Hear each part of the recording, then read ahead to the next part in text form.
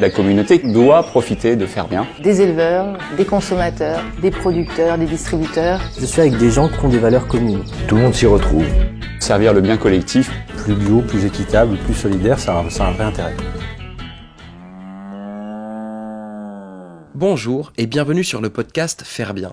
2 fois par mois, Faire Bien vous propose de découvrir les témoignages, actions et engagements de celles et ceux qui se mobilisent pour changer le monde.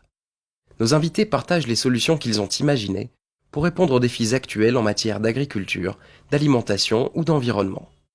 Écoutez, réagissez, partagez et surtout n'hésitez pas à vous faire connaître si vous êtes vous-même acteur du changement. Toutes vos histoires sont inspirantes.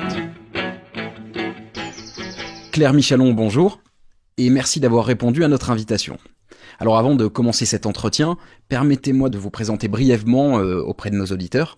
Claire Michalon, vous êtes agronome de formation et spécialiste de l'interculturalité. Une double casquette qui vous a permis de parcourir le monde ces 40 dernières années. Algérie, Gabon, Burkina Faso, Inde, Chine, la liste est longue. En tout, vos activités vous ont conduit dans une 60aine de pays différents. Vous intervenez régulièrement auprès de collectivités locales, d'ONG ou encore de groupes industriels pour partager vos connaissances. Également conspirateur positif au sein de l'Institut des futurs souhaitables. Et quand vous n'êtes pas requis par vos activités de conférencier, vous en profitez pour écrire des livres. Voilà pour votre copieux CV. Alors avant d'entrer dans le vif du sujet, qui je le rappelle pour nos auditeurs est la permaculture, prise au sens large et nous verrons plus tard pourquoi en votre compagnie, donc une question toute simple en apparence. Comment un agronome français se retrouve-t-il à mener une expérience de pastoralisme avec les bergers des hauts plateaux algériens ou encore à développer les cultures vivrières au Gabon? Pourriez-vous nous parler de ces expériences? Oui, c'est en fait extrêmement cohérent avec l'époque, parce que l'époque a beaucoup changé. Et ce que vous évoquez là, ce sont mes premières expériences professionnelles que j'ai faites dans les années 70 et début des années 80, mais dans une époque où le monde était très simple, du moins la description que l'on en faisait. Il y avait un monde en 3 parties, avec d'une part autour de l'Europe occidentale et des États-Unis un monde considéré qui nous était présenté comme étant les bons. C'était donc encore une fois l'Europe occidentale, les États-Unis, l'Amérique du Nord. Et puis il y avait en face un monde qu'on nous présentait à l'époque comme étant les méchants. Je dis ça de façon très simpliste, bien entendu, autour de l'Union soviétique. Et puis il y avait un concept tout à fait central de l'époque, qui était le tiers-monde, à savoir les gens qui faisaient partie ni de l'un ni de l'autre, et qu'il fallait aider. Et on se lançait dans la vie professionnelle avec cette grille extraordinairement simpliste, dans lesquelles je me suis trouvé très simplement, en choisissant de faire des études d'agronomie tropicale, dans une école qui existe toujours, qui s'appelle l'ISTOM, l'Institut supérieur des techniques d'outre-mer. Absolument. Et muni d'un diplôme de l'ISTOM, on partait évidemment dans un de ces pays du tiers-monde. Pour vous donner un peu la vision simpliste des choses, un terme ne faisait pas partie du vocabulaire des étudiants à l'époque, c'était le terme chômage. Ça n'existait pas. Et donc on se posait une question simple, quel poste vais-je choisir ? C'était ça la question. Et il y avait un grand débat dans cette école qui, à l'époque, était installée au Havre. Une partie de la promotion nous disait il faut aller aider les révolutionnaires sandinists au Nicaragua. Ça, c'était l'option A. Et l'autre option, c'était on va participer à la révolution agricole algérienne. Option B, ce que j'ai suivi. Mais c'était extrêmement simple. Il n'y avait pas d'ambiguïté du tout. Et il était absolument normal de partir dans ce qui ne s'appelait même pas encore les volontaires pour le développement. Ça s'appelait simplement des agronomes qui allaient aider le tiers-monde. Voilà, aussi simplement que ça.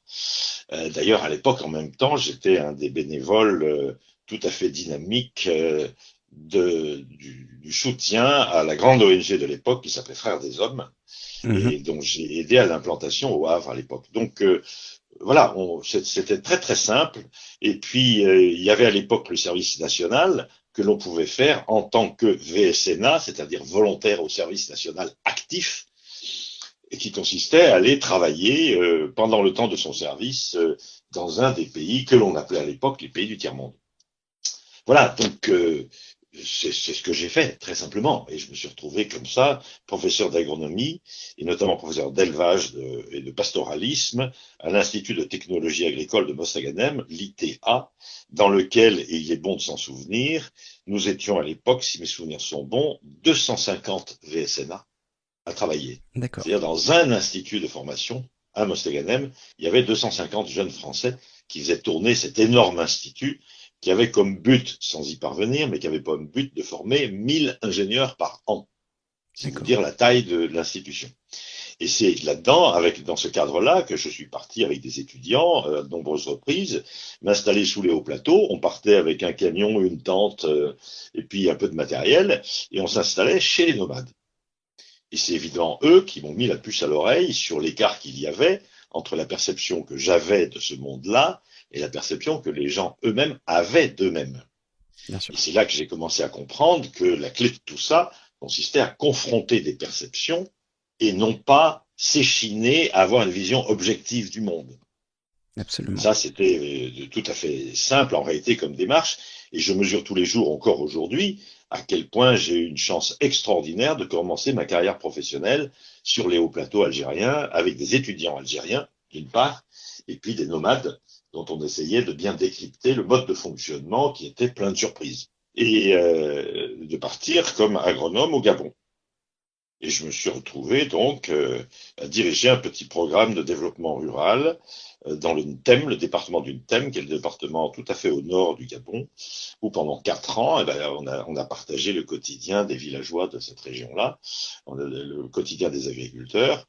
Et là aussi, j'en ai pris absolument plein la tête sur l'écart qu'il y avait entre ce que j'avais moi dans la tête et puis ce que les gens sur place avaient dans la tête. Et là, je me suis rendu compte ô combien il était absolument essentiel de partir de ce que les gens perçoivent et non pas d'une vision prétendument objective qui serait, paraît-il, meilleure que les autres. Fort de votre expérience, pourriez-vous nous donner une définition de ce qu'est pour vous la permaculture ? La permaculture, c'est tout simplement la réinvention des agricultures traditionnelles. Le doigt a été mis dessus par un chercheur belge qui s'appelait Hugues Dupriez, qui a vu de nez de mémoire comme ça vers 1971 ou 72, avait publié un texte tout à fait essentiel pour expliquer en quoi le mélange des cultures était à tout point profitable, notamment pour la qualité des sols, à toute espèce de monoculture. Mais ça, c'était, vous vous rendez compte, c'était il y a quasiment 45 ans. Quasiment 50 ans, hein.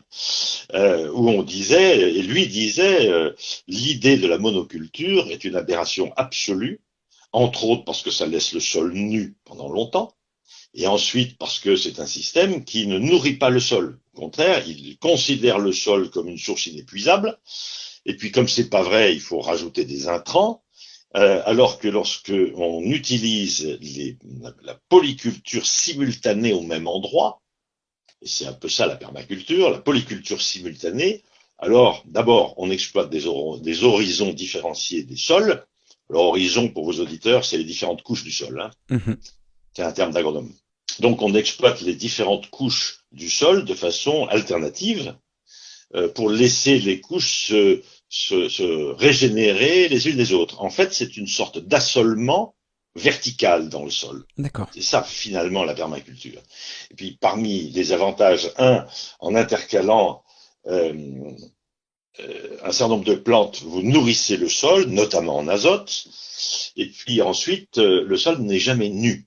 Ce qui fait que la résistance à la battance c'est la fermeture du sol sous l'action de la pluie, est infiniment meilleure. Et donc, on protège les sols en faisant se succéder des plantes différentes au même endroit. Et les plantes de surcroît, ça on ne le savait pas tout à fait à l'époque, mais maintenant on le sait, se protègent les unes les autres. Puisqu'on sait très bien qu'il y a des plantes qui sont répulsives à certains insectes. Et si vous mettez une plante qu'un type de parasite aime bien et que vous l'associez à une plante qui est un répulsif, eh bien vous protégez les plantes les unes par les autres. Et tout ça, tous les agriculteurs traditionnels en Afrique savent ça depuis la nuit des temps, même s'ils ne sont pas capables de vous l'expliquer. Pour des raisons simplement de tradition, à savoir que la tradition est devenue la chose à faire et l'explication de la tradition a un peu disparu. Ça, c'est vrai pour toutes les traditions du monde. plus un Français ne sait pourquoi on se serre la main, et on croit simplement que c'est un code, alors qu'il y a une tradition très très forte derrière, et une raison. Bien sûr. Les traditions ont des raisons. Aucune n'est gratuite. Donc ces polycultures traditionnelles, que j'appellerais moi en quelque sorte assolement vertical, nourrissent le sol et le protègent. Et si on avait conservé beaucoup plus d'agriculture de ce type-là, on ne serait pas dans les situations désastreuses que l'on a maintenant dans plein de pays, y compris en France bien entendu, où la monoculture a littéralement tué les sols. Bien sûr. Voilà rapidement, si vous voulez, ce que l'on peut dire. Avec un autre avantage de la polyculture de ce type-là, de cette permaculture, c'est que vous pouvez produire une ration alimentaire équilibrée au plan nutritionnel sur un même espace. Ce qui, mine de rien, sur le plan purement alimentaire, est aussi une bonne chose. Début du siècle, un peu plus d'1,5 milliard d'habitants sur Terre. 7 milliards et demi aujourd'hui, sans doute 10 milliards très largement avant la fin de ce siècle. Parmi les divers défis qu'une telle densité de population peut entraîner, l'alimentation n'est pas le moindre. Claire Michalon, selon vous, la permaculture peut-elle fournir tout ou partie de la solution à ce problème ? Alors, je fais partie des gens qui paniquent pas sur cette affaire-là, parce que d'abord, il est très probable, vu les différentes courbes démographiques que l'on peut observer partout, on n'atteindra pas 10 milliards. Je pense, moi, qu'on s'arrêtera à 9. Ça me paraît tout à fait sûr. La deuxième notion, c'est que la quantité de population à nourrir n'est peut-être pas en soi un gigantesque problème. Parce que aujourd'hui, et vous avez utilisé le terme densité, la densité démographique sur la planète est extrêmement faible. D'accord. Je fais faire un petit exercice souvent, qui est une représentation mentale, parce que quand on dit 7 milliards, 8 milliards, on a tout de suite sous l'œil des foules de populations, et notamment les populations asiatiques qui nous sautent aux yeux, etc. Dès qu'on se met à regarder un peu plus sereinement, je fais faire un petit exercice, vous mettez toute la population mondiale au même endroit, à raison de 1 habitant au mètre carré, ce qui est même pas la densité d'une manifestation parisienne, eh bien, vous faites tenir la population mondiale en Seine-et-Marne. D'accord. C'est la surface de la Seine-et-Marne, à quelque chose près. Seine-et-Marne, c'est 6 milliards 900 millions de mètres carrés. C'est-à-dire que la totalité de la population mondiale, les Chinois, les Africains, tout ce que vous pouvez imaginer, pourrait tenir, alors c'est une vue d'esprit bien entendu, Bien sûr, évidemment. en Seine-et-Marne. C'est pour vous dire que de ce côté-là, je suis modérément inquiet. La deuxième marge de manœuvre extrêmement importante, c'est qu'aujourd'hui, nous gaspillons 30% de la nourriture produite. Donc, simplement, si vous ne changez rien à la production alimentaire, mais si vous cessez de gaspiller, vous pouvez nourrir, dans les circonstances actuelles, 30% d'habitants en plus. Simplement en arrêtant de gaspiller. Donc là, il y a des marges qui sont quand même très très importantes. Bien sûr. Et puis, il y a une troisième marge, c'est qu'une partie non négligeable de la population est suralimentée, notamment en viande. C'est-à-dire que en décalant un peu la nourriture, en la rendant moins carnée, et nous savons très très bien qu'on pourrait sans aucun problème nutritionnel diviser par 2, par 3, voire par 4 la consommation de viande, par exemple dans nos pays, sans qu'il se passe le moindre inconvénient sur le plan à la fois alimentaire, médical, de santé, etc. Donc on a 3 espaces comme ça. La densité n'est pas si grande que ça, et tas d'endroits du monde, notamment en Afrique centrale, où les terres sont extrêmement riches et il n'y a personne.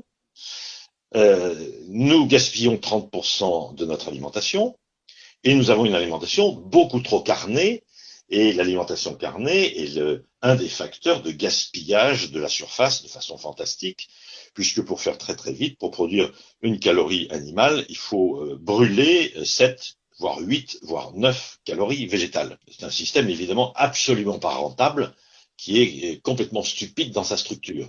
Donc ça nous donne des marges de manœuvre qui sont tout à fait importantes. Alors, ça veut dire aussi que pourquoi est-ce qu'il y a du gaspillage? Entre autres, l'une des causes du gaspillage, c'est le transport de nourriture. Et il y a du transport de nourriture parce qu'il y a des zones spécialisées.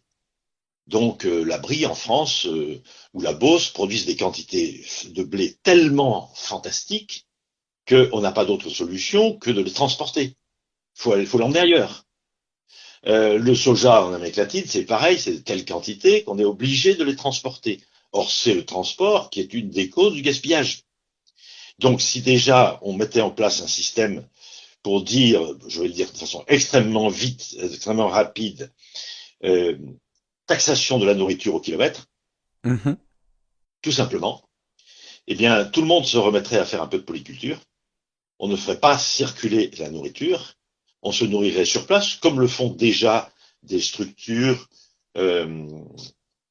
qui sont déjà en place à l'heure actuelle pour vous fournir d'une alimentation de qualité parfaitement équilibrée, produite dans un rayon de 30 ou 40 kilomètres. Et là, d'une certaine manière, on revient au thème de la permaculture, quand vous évoquez la question de la polyculture. Alors, il faut être très prudent sur l'idée, la structure même de permaculture. Je préfère, moi, parler, encore une fois, d'assolement vertical, plutôt que permaculture, parce que la permaculture, dans l'état actuel des choses, nécessite une intensité de manœuvre absolument énorme, que l'on pourrait avoir, mais qui va nécessiter là des phases de transition quand même importantes, parce que la permaculture, c'est beaucoup de travail, c'est beaucoup de main d'œuvre. On peut pas du tout mécaniser tout ça. Donc, il faut en revenir à d'autres structures de production agricole. Bien sûr. Voilà. En tout cas, c'est dans ce sens-là qu'il faut aller, pour que chaque population puisse se nourrir de ce que son sol produit. D'ailleurs, juste, je me permets une petite question, une petite incise. Alors, bon, je vais pas employer le terme de permaculture cette fois-ci, mais vous pouvez le faire, ça me gêne pas. Alors c'est sympa, ce sera beaucoup plus pratique pour moi. Est-ce que ce modèle-là est applicable partout? Mais encore une fois, la permaculture, c'est la culture d'origine partout. C'est une redécouverte, la permaculture. C'est pas du tout une découverte. C'est une redécouverte des modes agricoles qui précédaient, pas toujours, mais qui précédaient très souvent la révolution agricole du XVIIIe siècle. D'accord. Où on cultivait beaucoup sur des petites surfaces des choses extrêmement variées pour se nourrir. Bon, et on les cultivait souvent. Alors là, c'est là que l'originalité est arrivée, c'est qu'on a compris pourquoi il fallait cultiver simultanément des choses très diverses qui se protègent, des espèces qui se protègent les unes des autres. Ça, c'est l'aspect scientifique qui nous a dit. Mais on l'avait déjà repéré dans des tas d'endroits. Dans le nord du Gabon, personne ne faisait autre chose que de la permaculture, même si ça se plaît pas comme ça. Donc, on peut probablement, simplement, ce sont chaque fois des cultures adaptées au contexte. C'est-à-dire, ce qu'il faut arrêter, c'est de croire qu'il y a un modèle agricole valide pour la terre entière. Ça, c'est pas vrai. Chaque agro-système, chaque contexte agronomique génère son agriculture. Et qui est évidemment pas la même, suivant que vous êtes dans un endroit où, par exemple, on parle de continent africain, vous avez une saison des pluies qui dure 3 à 4 mois, suivie d'une saison sèche qui dure en gros 8 mois. Mais si vous êtes 2000 kilomètres plus au sud, vous avez 2 saisons des pluies de 3 mois, intercalées par 2 saisons sèches de 3 mois. Et là, vous pouvez absolument pas avoir les mêmes systèmes agricoles. Ça n'a absolument aucun sens. Dans un premier temps, il faudra se centrer et faire de la permaculture éventuellement, mais avec une dominante céréalière. Dans le deuxième cas, vous pouvez faire de la permaculture beaucoup plus facilement d'ailleurs, mais avec une dominante tubercule. Bien sûr. Donc chaque contexte va générer son type de système agricole. Vous avez abordé tout à l'heure une question qui est très intéressante, c'est celle de la main-d'œuvre.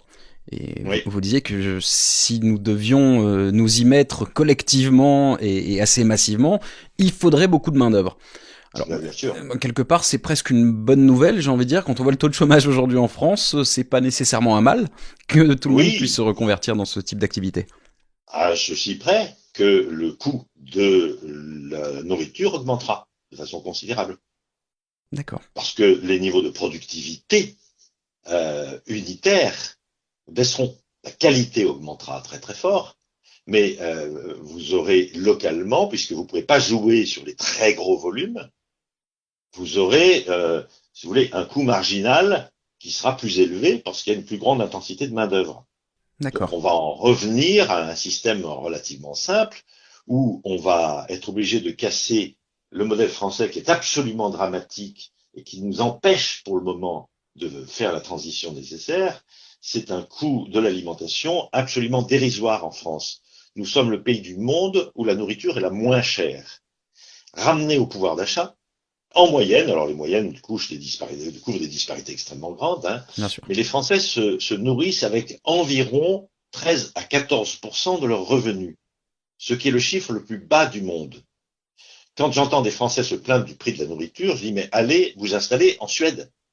Allez rentrer dans une épicerie en Suède Absolument. et demandez au monsieur 2 kilos de pommes. Vous allez voir la tête du type, il va tomber dans les syncopes. Les pommes, ça s'achète à la pièce. Vous êtes 3, vous achetez 3 pommes. On n'achète pas 2 kilos. Alors qu'en France, on considère que tout ça est quasiment gratuit, surtout si on habite dans le Midi et puis qu'on a les marchés et on arrive au marché de n'importe quelle petite ville du Midi sur le coup de midi et quart, midi et demi, quand les gens commencent à remballer, ils vous donnent des cajots de melons en plein été à 1 euro, où vous avez 10 melons dedans, C'est vrai. et vous trouvez que c'est normal. Or ça, c'est absolument anormal, parce qu'évidemment que le producteur n'est pas rémunéré. Donc le faible coût de la nourriture fait que le producteur n'est pas rémunéré. Et comme il n'est pas rémunéré, c'est une course en avant, il est obligé d'augmenter sa productivité, donc d'augmenter ses surfaces. Et pour ça, il faut passer, évidemment, chaque fois, s'éloigner de la permaculture Bien sûr. à cause de cette alimentation trop peu chère. Si nous arrivions à convaincre les Français qu'il serait logique de consacrer 20, 22, 23, 25% de notre revenu à l'alimentation, les agriculteurs, les producteurs seraient rémunérés correctement, et à ce moment-là, le passage à la permaculture peut se faire. Bien sûr. Mais pas dans les circonstances actuelles. Et ça appelle un On changement considère de que- mentalité quelque part. Ah ben complètement, mais c'est un changement qui a déjà été opéré et que contrairement à ce qu'on nous explique, le faible coût de la nourriture nous gêne. De la même façon et pour la même raison, le faible coût de l'énergie gêne la transition démographique, la transition écologique. Parce que les paysans, aujourd'hui, les agriculteurs se foutent complètement du prix du gasoil et peuvent faire tourner des tracteurs pendant des semaines entières sur un champ pour faire un travail qui, en permaculture, n'aurait pas besoin d'être fait. D'accord. Donc on est là sur des schémas qui sont fous et le gouvernement se targue toujours d'avoir un pays où l'électricité est la moins chère. Eh ben c'est pas du tout un avantage, c'est un inconvénient. Si l'électricité était beaucoup plus chère, incluant tous les prix de revient notamment, eh bien à ce moment-là, on se mettrait à économiser l'énergie et on se rendrait compte que faire circuler de la nourriture est une aberration absolue. Il faut se nourrir localement. Bien sûr. D'ailleurs, ce que je dis pour la nourriture, je le dis pour l'ensemble des produits. Nous tuons la planète en faisant transiter des avions, des bateaux et des camions toute la journée d'un bout à l'autre de la planète pour amener à chacun ce dont il a besoin, alors que tout pourrait être produit quasiment localement ou dans un rayon de 50 ou 100 kilomètres. Pour ça, il faut augmenter de façon considérable les prix de l'énergie. Alors évidemment que c'est une transition délicate, j'en ai bien conscience, et que ça inclura au moins une génération de douleurs assez grandes, parce que pour accompagner cette transition, qui est maintenant obligatoire, parce que nous devons l'avoir faite elle doit être pliée d'ici 10, 12 ans, pas plus maintenant, cette transition.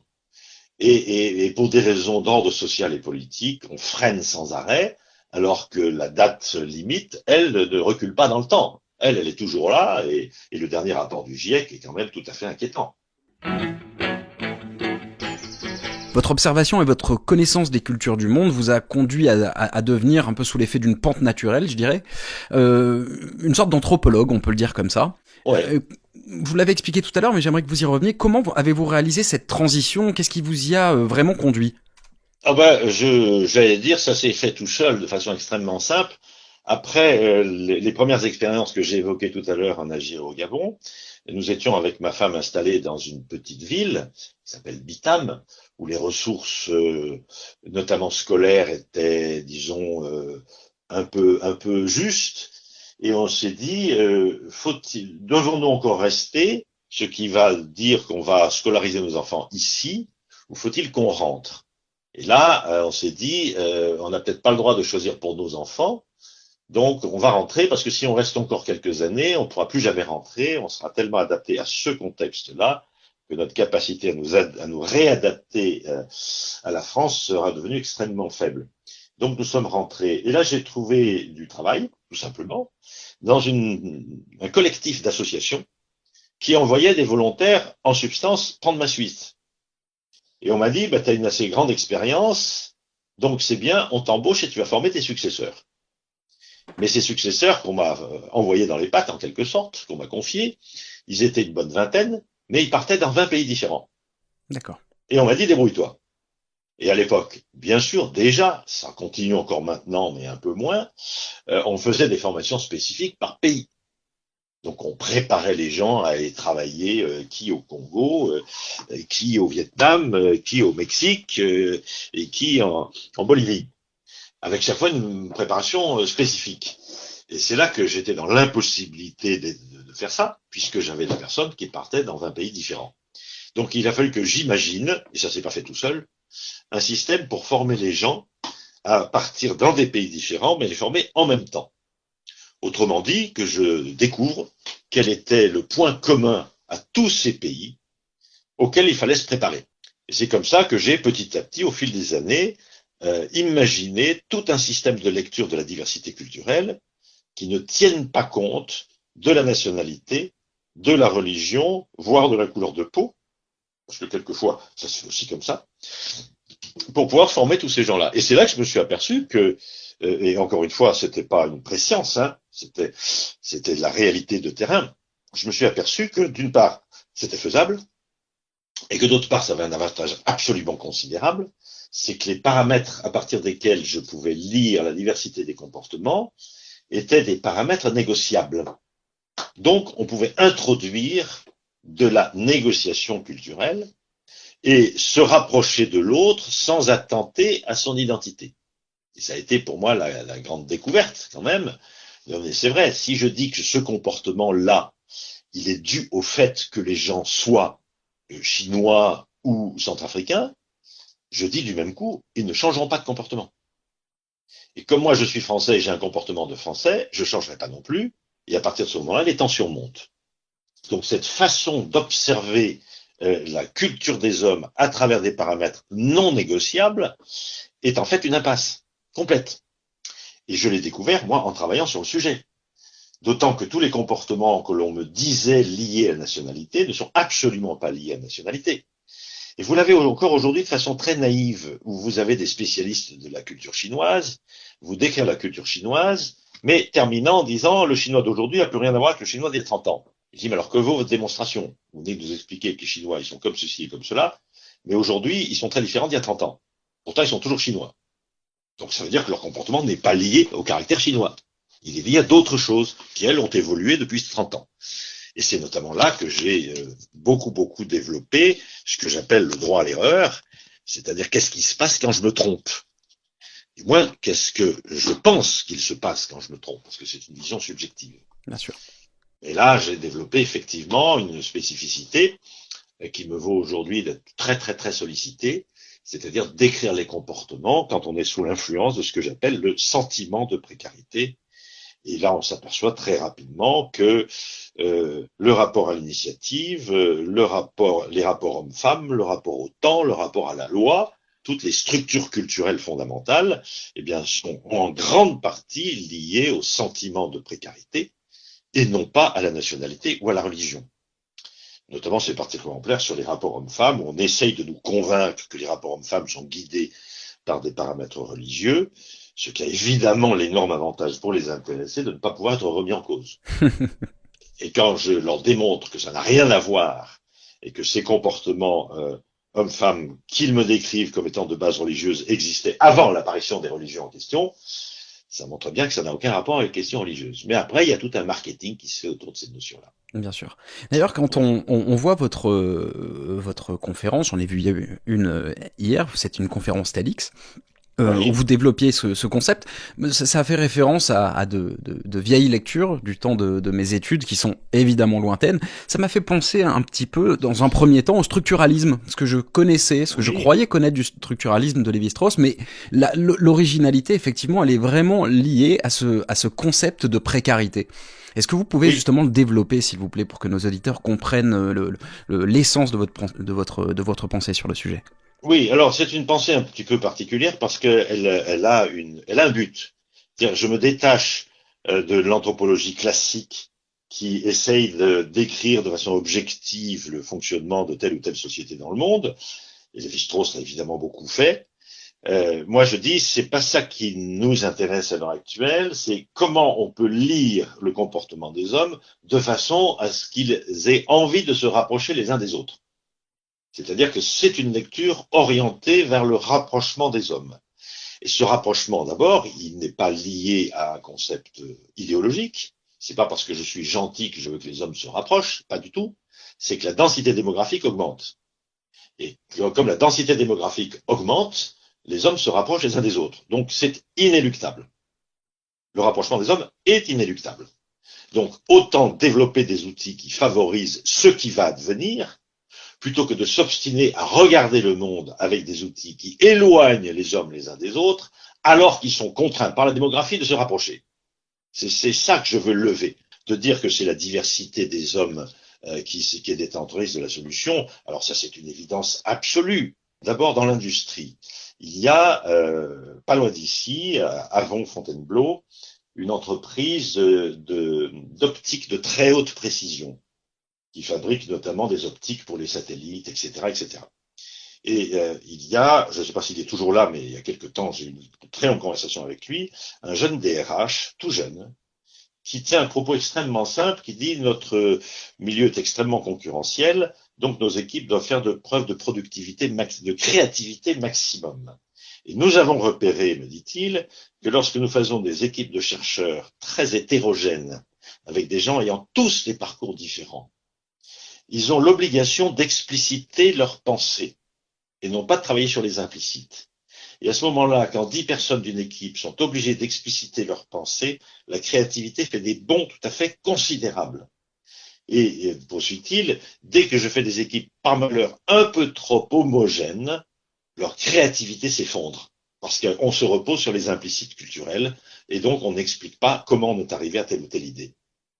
Et là, alors, on est maintenant absolument persuadé que c'est cette cohabitation de modes de pensée très divers qui produit les solutions pour l'avenir.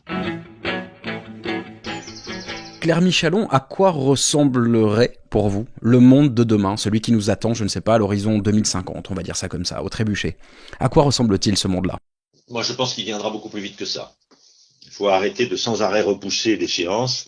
Ça va venir beaucoup plus vite que ça. Et ce que nous appelons 2050, en réalité, c'est plutôt 2030, je pense. C'est-à-dire que nous avons une petite décennie avant de modifier radicalement notre comportement, qui doit cesser d'être un comportement qui, malgré tout ce qu'on peut dire, reste un comportement de prédateur.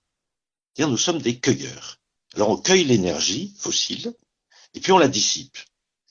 Et donc on se retrouve devant une situation tout à fait simple, c'est que on a complètement oublié les lois de Lavoisier, qui nous disaient rien ne se perd, rien ne se crée, tout se transforme. Et sur cette base des lois de Lavoisier, qui scientifiquement sont absolument indiscutables, on a inventé un système basé sur la croissance. Ce qui est une absurdité. La croissance, en réalité, n'existe pas. C'est une arnaque comptable de très grande ampleur qui a été mise en place et que tous les économistes s'acharnent à défendre. Alors, je vais juste vous donner un exemple pour dire que la croissance n'existe pas. Lorsqu'une société pétrolière française passe un contrat avec un pays, disons en Afrique centrale, il achète un droit d'explorer. Bon, cet argent-là part dans les comptes de l'État en question, dans les comptes. Un beau jour, cette entreprise trouve du pétrole. Ce pétrole va figurer dans le bilan de l'entreprise, mais uniquement de l'entreprise. Il n'apparaît pas dans les comptes de l'État. Et puis ensuite, cette entreprise va exploiter ce pétrole et chaque année verser des royalties sous une forme ou une autre, peu importe, à l'État en question. Donc ça alimente toujours les comptes nationaux. Et puis un beau jour, ce gisement est épuisé. Donc il disparaît des comptes de l'entreprise, mais ne disparaît jamais des comptes de l'État. Ce qui fait que la disparition d'une ressource ne figure dans aucun compte national. D'accord. Et c'est cette disparition de ressources, et notamment c'est l'accélération de la disparition de la ressource que nous appelons croissance. Et oui. C'est ça, en réalité. Bien sûr. Donc, en fait, nous ne sommes même pas une société de consommation, on est une société de consommation. C'est-à-dire qu'on brûle sans arrêt notre patrimoine et on se glorifie du fait qu'on le brûle de plus en plus vite, parce que nos économies font une confusion absolument incroyable entre l'activité économique et l'accélération de l'activité économique. Parce que la croissance, ça n'est pas l'activité économique, c'est la dérivée première en mathématiques. C'est la dérivée première de l'activité économique. Et on vous dit, quand il y a croissance nulle, le pays est à l'arrêt. C'est absolument faux. Le pays fonctionne très bien. Simplement, il cesse d'accélérer. Et on nous explique sans rire que la croissance doit être permanente. Connaissez-vous une entité dans le monde qui soit en accélération permanente? Ça n'existe pas. Et quand un véhicule accélère, on sait très bien qu'il devient confortable le jour où il cesse d'accélérer. Il prend un rythme de croisière. Donc c'est ça qu'il va nous falloir faire dans les 30 ans qui viennent, et à mon avis beaucoup moins de 30 ans, c'est inventer un système économique qui ne repose pas sur la croissance, mais qui repose sur une activité économique compatible avec la survie du climat et des ressources. Bien sûr. Donc, il faut absolument arrêter de travailler sur la croissance. Il y a un sociologue américain qui a sorti une citation que je cite très souvent: quiconque croit à une croissance infinie dans un monde fini est soit un fou, soit un économiste. Et là, on voit très bien que les économistes sont complètement à la ramasse aujourd'hui. Et quand j'en interroge certains, ils m'avouent qu'ils font la confusion entre activité économique et croissance. Eh oui. Donc voilà, ce qu'il nous faut faire, c'est évidemment, entre autres ça, inventer un système économique dans lequel on découple le plus et le mieux. Donc on n'essaye pas de faire plus, on essaye de faire mieux. Où l'horizon riant de la population ne sera pas travailler plus pour gagner plus, mais travailler mieux pour vivre mieux. Ce qui est déjà en train de se passer. On voit très bien un aspect générationnel, où aujourd'hui les jeunes qui sortent de leurs études, fussent-elles très brillantes, pour un nombre croissant d'entre eux, ne sont absolument pas intéressés par la hausse continue du niveau de vie. C'est vrai. Mais ils sont intéressés par la qualité de vie. Et c'est eux qui nous montrent le schéma, c'est eux qui nous montrent la suite, c'est ça qu'il faut faire maintenant. Donc inventer tout un système économique basé sur le mieux et non pas sur le plus. Ça c'est le grand défi des 10 années qui viennent. Je me souviens d'avoir lu un très bel appel des étudiants des très grandes écoles, ça s'appelait l'appel des 10 000. Hélas, médiatiquement, je n'entends plus parler ces jours-ci, où des étudiants d'HEC, de l'ESSEC et des grandes écoles de commerce, ils étaient 10 000 à signer ça, disaient au grand groupe, si vous voulez nous embaucher, il faudra changer de modèle. À quoi sert d'aller travailler en vélo si c'est pour faire tourner une entreprise qui tue la planète? Eh oui. Je trouvais que c'était un slogan extrêmement intéressant, et je trouvais que ça aussi, ça allait dans le très bon sens, où les cadres qui d'habitude sont considérés comme étant évidemment la force vive des années qui viennent, étaient capables de lancer ce genre de défi aux grosses entreprises. Changez de modèle si vous voulez nous embaucher. Sinon, on ira nous monter une petite start-up et on s'occupera du mieux et pas du plus. Voilà, donc c'est évidemment un très gros changement. On va vers un monde qui sera beaucoup plus en forte intensité de main-d'œuvre, c'est évident, avec un niveau de vie qui baissera. Il faut bien préparer la population à ça, mais au bénéfice d'une qualité de vie qui augmentera. C'est évidemment ça à l'avenir, et nos grands groupes industriels doivent s'y préparer pour répondre à des demandes de proximité toujours plus grandes. Et ben c'est justement sur ce, alors ça n'est pas une injonction, mais c'est plutôt un conseil, et en tout cas une vision du futur. C'est sur cette vision-là que nous allons nous quitter. Merci beaucoup. Merci beaucoup, Claire. Comme vous l'avez dit il y a quelques temps, je crois, dans une interview que vous avez accordée au Monde, le seul temps que l'on apprécie est celui que l'on ne compte pas. Oui, mais écoutez, absolument. Autant vous dire que nous ne l'avons pas vu passer aujourd'hui. Donc, parfait. Donc merci beaucoup, vraiment, chaleureusement. Merci, Claire Michalon. Je vous remercie. Au revoir. Si vous souhaitez plus d'informations sur la permaculture, je vous conseille d'aller voir le site www.fairebien.com et de vous abonner au podcast Faire Bien et à la page Facebook. Vous y trouverez toutes les informations pour comprendre comment participer, à votre échelle, au changement. La communauté doit profiter de Faire Bien. Des éleveurs, des consommateurs, des producteurs, des distributeurs. Je suis avec des gens qui ont des valeurs communes. Tout le monde s'y retrouve. Servir le bien collectif. Plus bio, plus équitable, plus solidaire, ça a un vrai intérêt.